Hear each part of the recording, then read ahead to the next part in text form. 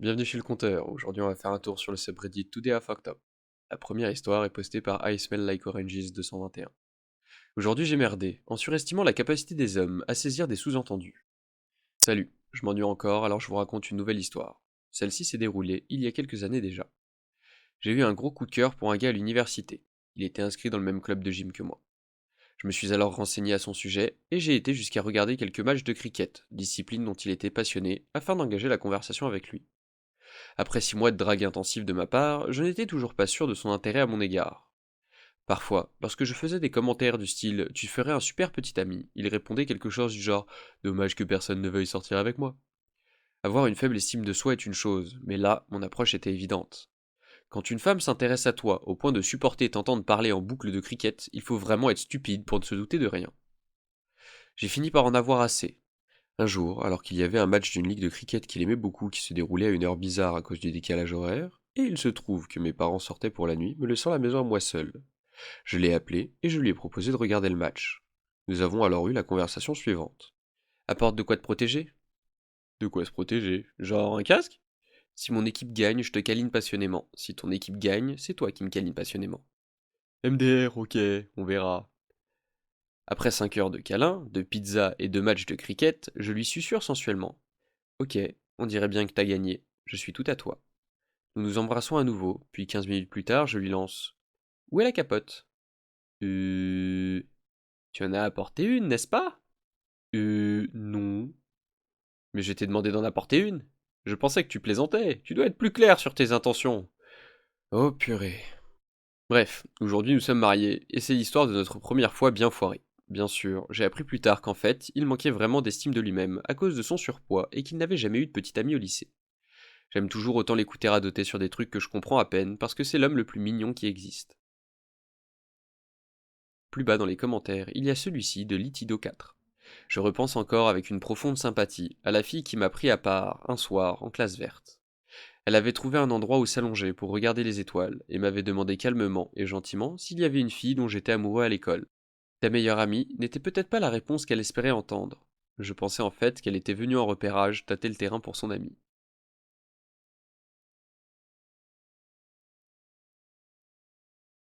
La deuxième histoire est postée par Onward Together 83.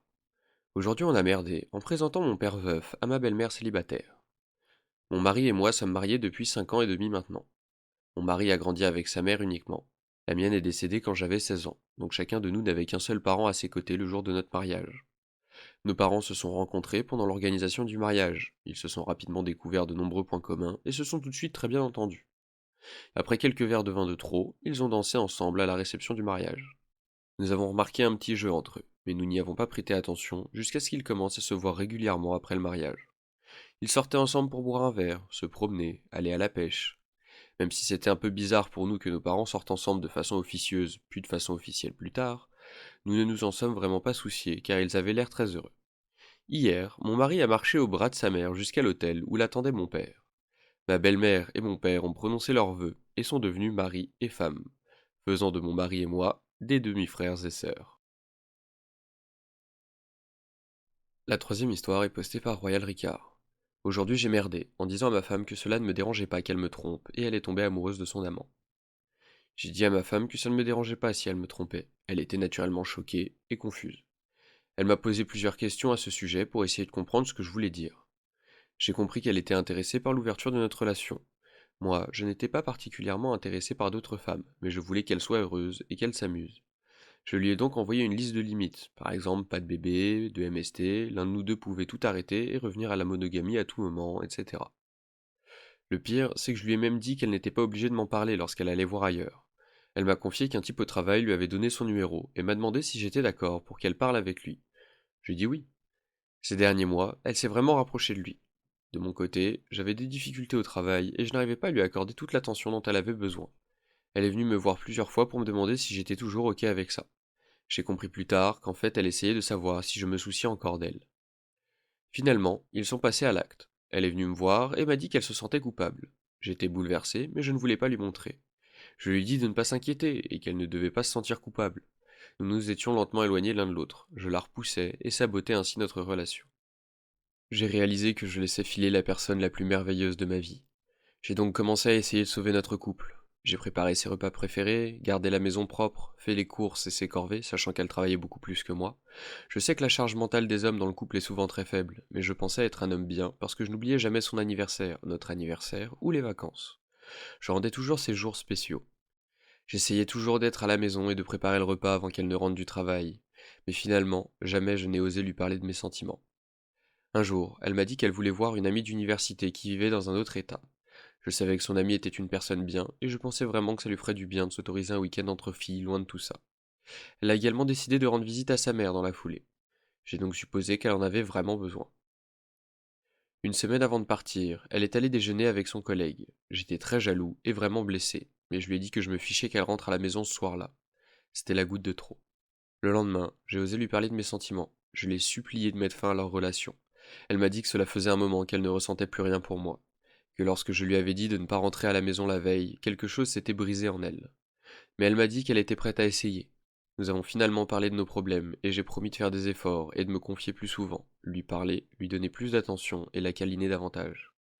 Elle m'a alors dit que son collègue lui avait demandé de me quitter et qu'il était prêt à attendre 1 an que le divorce ou la séparation ait lieu. Nous avons ensuite parlé du week-end avec son ami et sa mère qui se profilaient, et elle m'a alors avoué qu'elle avait menti et qu'elle partait en fait avec lui. Je l'ai supplié de ne pas y aller. J'ai proposé de payer tous les frais d'annulation pour la dédommager, mais elle a dit qu'elle voulait respecter son engagement.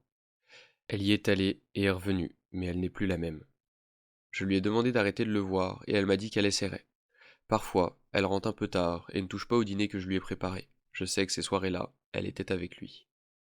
Pour notre anniversaire, j'ai mis le paquet. Je lui ai offert des fleurs assorties aux couleurs de notre mariage, j'ai fait un album photo de notre mariage et de notre lune de miel. Je lui ai écrit que je souhaitais continuer mes efforts pour être un meilleur mari. J'ai utilisé certaines des décorations de notre mariage pour décorer une pièce, à l'image de notre réception de mariage. J'ai joué notre chanson d'ouverture de bal et nous avons dansé. J'ai pleuré toutes les larmes de mon corps, mais elle n'avait plus de larmes pour moi. Je sais que chaque geste romantique que je fais la blesse davantage et accroît son sentiment de culpabilité. Nous avons notre première séance de thérapie de couple cette semaine. Je ne sais pas si cela va nous aider ou si cela va plutôt me préparer à faire face au divorce. J'ai l'impression d'avoir tout foiré.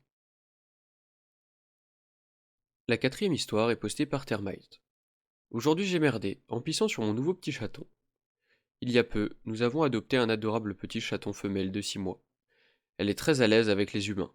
Elle a été recueillie les 6 premiers mois de sa vie par une femme seule qui l'a nourrie au biberon, car il avait été abandonné par sa mère. Nous avons d'abord installé le chaton dans la salle de bain pour qu'il s'habitue à son nouvel environnement. Je commençais à avoir envie de faire pipi, mais je me suis retenu quelques heures. Une fois introduit dans la pièce à vivre de la maison, nous l'avons laissé explorer, et j'ai donc saisi ma chance. J'ai relevé le siège de la cuvette, et je me suis soulagé.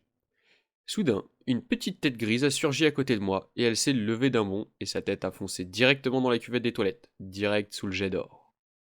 Je l'ai récupérée d'une main, en finissant mon affaire de l'autre, un peu gêné par la situation. Heureusement, seule une partie de l'arrière de sa tête a été touchée par le jet. Le chaton, lui, n'était absolument pas perturbé, même lorsque je l'ai passé sous l'eau du robinet pour le nettoyer. Je suis ensuite revenu dans le salon et j'ai annoncé: Eh bien, succès déverrouillé, j'ai pissé sur un chat. Quelques heures plus tard, le chaton va très bien. Il s'est endormi sur son dos pendant que je lui faisais des papouilles sur le ventre et la tête. La cinquième histoire est postée par Jack Throw. Aujourd'hui j'ai merdé en oubliant mon dispositif homme-mort. Tout commence il y a près de 6 mois, alors que j'avais attrapé un mauvais rhume qui m'avait cloué au lit pendant quelques jours. À ce moment-là, j'étais persuadé que j'allais mourir de la Covid. J'avais entendu toutes sortes d'histoires plus terribles les unes que les autres sur des gens incapables de parler, sous respirateur artificiel, qui faisaient un dernier zoom téléphonique avec leur famille. Je ne voulais pas partir comme ça. Alors j'avais souscrit à un dispositif homme-mort. Pour ceux qui ne connaissent pas le terme, il s'agit en gros de n'importe quel objet ou programme qui s'active ou désactive selon le réglage quand l'utilisateur ne s'en sert plus. L'utilisation la plus répandue est pour couper le moteur sur les machines dans les usines. Une utilisation moins répandue en revanche est pour menacer des otages avec une bombe qui se déclenchera automatiquement si tu te fais tuer par un sniper de la police. Si vous avez déjà vu un film où un personnage en fait chanter un autre et dit que les infos seront mises en ligne s'il lui arrive quelque chose, vous voyez de quoi je parle. J'étais donc malade et j'écris quelques emails à des amis et à la famille pour leur dire que je les aime, les remercier de me soutenir, etc. etc. L'email adressé à ma femme contient la liste de tous mes mots de passe, ainsi que d'autres informations dont elle pourrait avoir besoin dans l'éventualité de mon décès.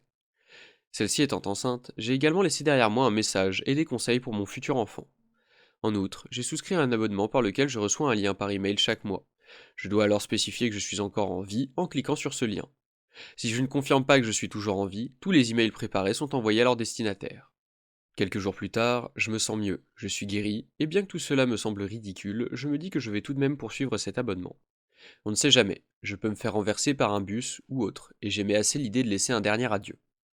Chaque mois qui a suivi, je cliquais sur le lien, et il m'arrivait même de rédiger de nouveaux mails. À ce stade, vous avez deviné la suite? Le travail s'est intensifié, le confinement a pris fin, et nous sommes tous revenus au bureau en présentiel. Fini ces longues journées passées sur mon ordinateur perso. Je manque finalement de répondre à l'email fatidique. J'oublie même complètement tout ça. Les emails que j'avais préparés sont alors envoyés, et le moment ne pouvait pas être plus mal choisi. Mes semaines étaient chargées, et je n'avais même plus le temps de parler avec la plupart de mes amis et des membres de ma famille. Ce jour-là, ma femme était sortie pour la soirée, et je décidai de me faire quelques joints et de passer la nuit sur mes jeux vidéo. Mon téléphone se trouvait dans la maison, et j'ignorais qu'il était inondé de messages et d'appels de personnes qui venaient de recevoir un email de ma part qui commençait par «Si tu lis ceci, alors je suis mort». Ma femme rentre tôt à la maison, mais je suis trop stone pour comprendre ce qui se passe. Finalement, elle réussit à m'expliquer, et elle m'aide à envoyer des messages et à rappeler tous mes amis et ma famille concernés pour leur expliquer la fausse alerte. C'était il y a 2 jours. La plupart de ma famille est encore assez énervée. Certains pensent que l'idée était bonne, mais d'autres pensent que c'était vraiment stupide. Le seul point positif, c'est que j'avais fortement envisagé, à un moment donné, de laisser des messages à certains collègues et membres de la famille pour leur dire exactement ce que je pensais d'eux. Mais je m'étais ravisé en décidant qu'insulter les gens d'outre-tombe était un peu trop mesquin. Ma femme ne m'en veut pas trop, car elle n'a jamais vraiment pensé que j'étais mort et a été plutôt touchée par le message que je lui avais laissé. J'ai finalement opté pour la bonne vieille méthode. J'ai écrit une série de lettres sur papier, dans un dossier qui peut être livré dans une configuration plus appropriée. La dernière histoire est postée par Billy D 94. Aujourd'hui j'ai merdé, en laissant ma chambre d'hôtel à une SDF. Ce week-end-là, je séjournais dans un hôtel d'une chaîne britannique populaire, et je pensais y rester jusqu'à dimanche soir. À 13h, je rentre à l'hôtel après avoir déjeuné avec l'intention de quitter les lieux plus tôt, mais il s'avère que leur politique des départs est très stricte. Aucun remboursement possible après midi. Je n'ai pas vraiment envie de rester là toute la journée tout seul pour rien sous prétexte que j'ai réservé la chambre. Dans le hall de l'hôtel, il y avait un petit coin avec un canapé et quelques fauteuils. Une fille qui ne devait pas avoir plus de 18 ans dormait sur le canapé, et on pouvait voir à son apparence qu'elle dormait dans la rue et qu'elle était entrée à l'intérieur pour échapper à la pluie. Le personnel de la réception de l'hôtel s'était approché d'elle et lui a demandé de partir, ce que je comprends, mais je me sentais horriblement mal pour elle. Je l'ai suivie sur le parking et lui ai proposé la clé de ma chambre et la fin de ma réservation si elle me promettait de ne pas tout saccager et si elle partait à l'heure. Elle a accepté et j'ai pu partir sans plus y penser. J'étais content qu'elle ne dorme pas dehors sous la pluie. J'en ai parlé à mon frère plus tard dans la journée, qui m'a informé que si quelque chose venait à arriver dans la chambre, j'en serais tenu pour responsable. Je n'ai donc pas vraiment été serein cette nuit-là.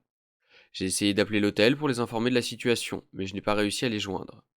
Ils m'ont finalement rappelé ce matin, et il s'avère qu'elle n'a pas seulement saccagé la chambre, mais qu'elle a aussi uriné dans le couloir, essayé de casser le distributeur automatique et déranger les autres clients en général. L'hôtel m'a informé que j'allais devoir payer pour tous les dégâts, et la dame de la réception m'a expliqué sévèrement que telle était la raison pour laquelle il vérifie habituellement l'identité des clients. J'ai bien compris la leçon, mais j'aime à penser qu'au moins une jeune fille de 18 ans n'a pas eu à dormir dehors sous la pluie et à s'exposer à toutes sortes de dangers pour une nuit. Ça partait d'une bonne intention, mais quand c'est toi qui te retrouves garant pour quelqu'un que tu connais pas du tout, eh. Plus bas dans les commentaires, il y a celui-ci de Patience to Spare. J'espère que tu as compris la leçon. C'est arrivé une fois dans un hôtel où je travaillais. Un type a payé pour 3 nuits. Il n'est resté qu'une nuit, au cours de laquelle il a invité 2 femmes. Il leur a proposé de rester pour la fin de la réservation. Quand les femmes de ménage sont entrées à la fin du séjour, tout était détruit. La télé, les lampes, les meubles, le lit, tout. Il n'a été facturé que 1500 $ pour les dommages et a essayé de contester la somme, sous prétexte que ce n'était pas directement lui qui avait fait ça. Nous lui avons demandé s'il connaissait les femmes et il n'a même pas pu nous donner un nom. Sa femme a appelé quelques jours plus tard pour demander une facture détaillée des dommages et des photos pour l'utiliser dans son dossier de divorce. Si la vidéo vous a plu, pensez à laisser un like pour soutenir la chaîne, à vous abonner et à activer la cloche pour ne pas rater les prochaines. C'était le compteur, on se retrouve bientôt pour de nouvelles histoires.